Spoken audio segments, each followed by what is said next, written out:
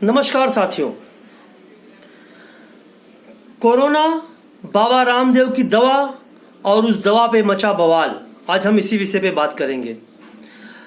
साथियों, कोरोना महामारी का जो आंकड़ा है समस्त विश्व में 93 लाख के ऊपर पहुंच चुका है और हमारे देश में यह आंकड़ा 4.5 लाख के ऊपर और मौतों का आंकड़ा 14,000 के ऊपर पहुंच चुका है।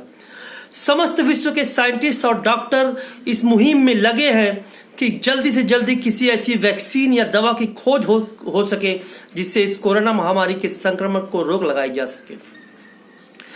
इसी बीच साथियों, कल बाबा रामदेव और उनकी पतंजलि ने ये दावा किया और उन्होंने एक कोरोना किट लोगों के सामने प्रस्तुत किया, ये दावा करते हुए कि यह किट कोरोना का संपूर्ण इलाज है। और बाबा रामदेव ने यह भी दावा किया कि उनके क्लिनिकल ट्रायल में उनके साइंटिस्ट और डॉक्टर ने इस दवा का इस्तेमाल किया है और उसमें 69% लोग मात्र 3 दिन में ठीक हो गए और 7 दिन के अंदर सभी 100% का रिजल्ट उन्हें हासिल हुआ। उनके सारे पेशेंट जिसके ऊपर इस दवा का इस्तेमाल हुआ था वो 7 दिन में पूरी तरह से ठीक हो गए।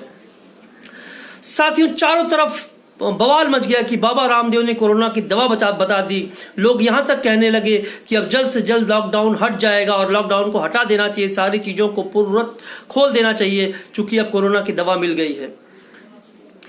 लेकिन साथियों, शाम होते होते आयुष मंत्रालय, जो भारत सरकार का आयुर्वेद को संचालित करने वाला डिपार्टमेंट है, उसकी तरफ से एक नोटिस बाबा रामदेव की पतंजलि को भेजा गया कि आप सारे फैक्ट्स और आपके सर्टिफिकेट्स और जो आपके क्लिनिकल ट्रायल के डेटा है उसको जमा कराएं कि आपको किसने मान्यता दी कि आप कोरोना के नाम से इस दवा को प्रचारित कर रहे हैं।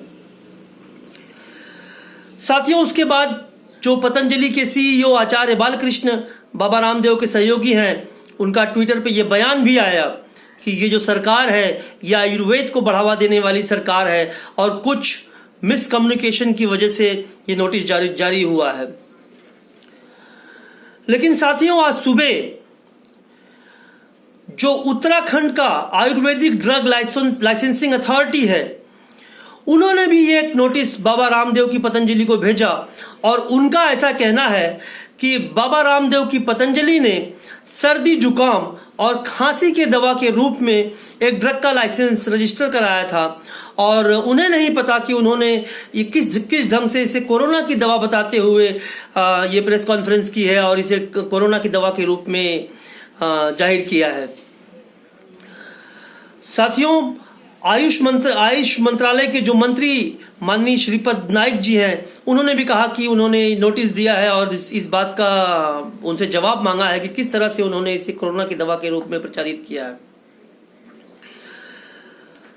साथियों, कोरोना की जो चूंकि नई बीमारी है और समस्त विश्व के डॉक्टर्स बहुत सारी दवाओं का, जो पुरानी दवाएं हैं उनका इस्तेमाल कर रहे हैं, जैसे रेमडेसिविर, फेविपिराविर, टोसिलीजुमाब, हाइड्रोक्सीक्लोरोक्विन का भी कहीं कहीं इस्तेमाल हो रहा है। बहुत सारी दवाओं का डॉक्टर्स अपने तय इस्तेमाल कर रहे हैं। लेकिन आज तक कोई भी साइंटिस्ट या डॉक्टर ये दावे से नहीं कह पाया या ऐसी कोई दवा नहीं दे पाया या वैक्सीन दे पाया जिसे कह सके कि ये कोरोना की दवा या वैक्सीन है। आखिर ये बाबा रामदेव का दावा कितना सच है? साथियों, बाबा रामदेव सिर्फ एक कोई सामान्य बाबा योगा कराने वाले नहीं है। उनकी जो दिव्य फार्मेसी और जो उनकी पतंजलि है, ये एक बहुत बड़ा संस्थान है जिसका टर्नओवर हजारों करोड़ रुपए का इसका टर्नओवर है और उनके ऊपर देश के करोड़ों लोगों का विश्वास है। लोग उनके जो भी प्रोडक्ट्स आते हैं पतंजलि के माध्यम से, वहां उनके वैद्य भी उपस्थित होते हैं, उनके जो फार्मेसी की जो दुकानें होती है और लोग भारी मात्रा में उन औषधियों का सेवन करते हैं। और जिन तत्वों का उन्होंने इस दवा में कोरोनिल की दवा में समावेश बताया है, जैसे अश्वगंधा, तुलसी और गिलोय, इन औषधियों का बाबा रामदेव भी और भी जो आयुर्वेदिक संस्थान, आयुर्वेदिक डॉक्टर्स हैं, इनके इस्तेमाल की सलाह देते रहे हैं और लोग लेते रहे हैं एक तरह के इम्यूनिटी बूस्टर के लिए। लेकिन सोचने की बात यह है कि जो बाबा रामदेव ने दवा के बारे में बात की है, क्या ये जरूरी नहीं था कि बाबा रामदेव उसका आयुष मंत्रालय से प्रॉपर सर्टिफिकेशन कराते? सरकार की परमिशन लेके इस दवा को डिक्लेयर करते। और किस तरह से, जिस तरह का दावा उत्तराखंड की ड्रग लाइसेंसिंग अथॉरिटी का है कि सर्दी खांसी की दवा के नाम पे उन्होंने लाइसेंस लिया और कोरोना की दवा के नाम पे उसे डिक्लेयर कर दिया है, अगर ये कहना भी ड्रग लाइसेंसिंग अथॉरिटी का सही बात है तो ये भी एक बहुत गंभीर बात है। और हम जानते हैं कि जो drugs and magic remedies act 1954 के तहत किसी भी दवा का भ्रामक प्रचार करना ये एक जुर्म है, एक कानूनी अपराध है। और चूंकि लोगों का बाबा रामदेव पर विश्वास है, उनकी पतंजलि की संस्था की दवाओं पे काफी लोगों का विश्वास है, इसलिए कहीं ये एक दूसरी डायरेक्शन में बात ना चली जाए, इसके लिए बहुत जरूरी है कि सरकार ने जो नोटिस भेजे हैं उस पर तत्काल कार्रवाई हो और जो भी दवा उन्होंने ये जाहिरात किया है कि ये कोरोना की दवा है उसकी पूर्ण जांच हो। और अगर उनका ये दावा सच है कि ये कोरोना के मरीजों को ठीक कर सकती है तो इसका उपयोग, इसका लाभ समस्त विश्व को मिलना चाहिए। और अगर ऐसा ये दावा गलत है तो उनके ऊपर कठोर कार्रवाई होनी चाहिए। साथियों, अभी 2 दिन पहले ही ग्लेन फार्मा ने जो फेविपिरावीर, जो कि इन्फ्लुएंजा की दवा है, जापान में इसका इस्तेमाल सबसे पहली बार हुआ, उसका एक जेनेरिक मेडिसिन फेबीफ्लू के नाम से उन्होंने मार्केट में उतारा। और उन्होंने ये बात को अपने प्रेस कॉन्फ्रेंस में बताया कि ये दवा फेविपिरावीर की जेनेरिक मेडिसिन है और from mild to moderate patients में इसका इस्तेमाल होगा। और उन्होंने कहा कि अभी ये ट्रायल के रूप में इसका इस्तेमाल हो रहा है और उन्हें सरकार ने कहा है कि जिन पहले 1000 मरीजों के ऊपर इसका इस्तेमाल होगा उसका डेटा उन्हें कलेक्ट करना होगा और उस डेटा को सरकार से शेयर करना होगा, ICMR से शेयर करना होगा, ताकि कि उसकी इफेक्टिवनेस की जांच हो सके। तो साथियों, अगर बाबा रामदेव ने जो दवा बनाई है, क्योंकि हम सबका, मेरा खुद का आयुर्वेदिक दवाओं पर बहुत विश्वास है और आयुष मंत्रालय ने भी बहुत सारे काढ़े, जिनका कि हम लोग पहले से भी परिचित है कि काढ़े का इस्तेमाल सर्दी खांसी जुकाम की परिस्थितियों में किया जाता है और उसका अच्छा परिणाम भी देखने को मिलता है। और इस कोरोना महामारी में भी बहुत सारी आयुर्वेदिक और नेचुरोपैथी का इस्तेमाल लोगों ने किया इम्यूनिटी बूस्टिंग के लिए और उसका उन्हें लाभ भी मिला। और हम जानते हैं कि जो भी मौतें कोरोना महामारी की वजह से हो रही हैं उसमें से अधिकांश मौतें ऐसे पेशेंट्स की हैं जो किसी दूसरी गंभीर बीमारियों से भी ग्रसित हैं।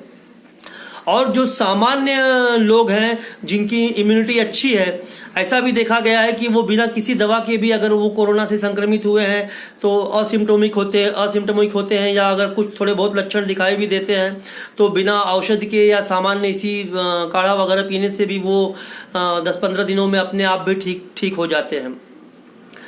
तो फिलहाल तो जो बाबा रामदेव ने जिसे कल एक चमत्कारिक औषधि के रूप में प्रस्तुत किया और उन्होंने कहा कि समस्त विश्व के लिए उपहार है, आज उस पर बहुत बड़ा बवाल मचा हुआ है, कल से ही बवाल मचा हुआ है। और हम देखते हैं कि भारत सरकार जल्दी से जल्दी इसके ऊपर क्या कदम उठाती है। और सरकार को चाहिए भी, हालांकि नोटिस भेजा गया है, लेकिन जल्दी से जल्दी और इसकी सम्यक जांच हो। और अगर बाबा का दावा सही है तो सरकार को डिक्लेयर करना चाहिए कि ये कोरोना की दवा है। और अगर उनका दावा गलत है तो जो समुचित कार्रवाई होगी वो समुचित कार्रवाई सरकार को करनी चाहिए। और ईश्वर से यही प्रार्थना और उम्मीद है कि जल्द से जल्द कोरोना महामारी की कोई भी दवा या वैक्सीन विकसित हो सके, ताकि लोगों में जो भय व्याप्त है वो भय खत्म हो। कुछ लोग कहते हैं, बीच में एक डॉक्टर विश्वरूप चौधरी, उनका मैंने काफी वीडियोस देखे, उन्होंने कहा कि ये जो भय की कोई केमिस्ट्री नहीं है, लेकिन भय का कॉमर्स बहुत होता है, जरूर होता है। और हालांकि देखा जाए तो मॉर्टेलिटी रेट जो है इस कोरोना बीमारी में वो 2 से 3% के करीब ही मॉर्टेलिटी रेट है, लेकिन भय इतना व्याप्त है कि लोग बहुत डरे हुए हैं। और ऐसी परिस्थिति में जो भी दवा आएगी वो लोग उसका इस्तेमाल करने के लिए अग्रसर होंगे। इसके लिए उम्मीद है कि भारत सरकार जल्द से जल्द इसके ऊपर जो भी है जांच बिठाकर और इसकी सत्यता और दूध का दूध और पानी का पानी करेगी। इसी के साथ मैं आप सबसे निवेदन करूंगा कि अगर आपको ये वीडियो पसंद आया हो तो आप इसे लाइक करें, शेयर करें। और बहुत जल्दी मैं फिर आपके बीच में उपस्थित होऊंगा। नमस्कार।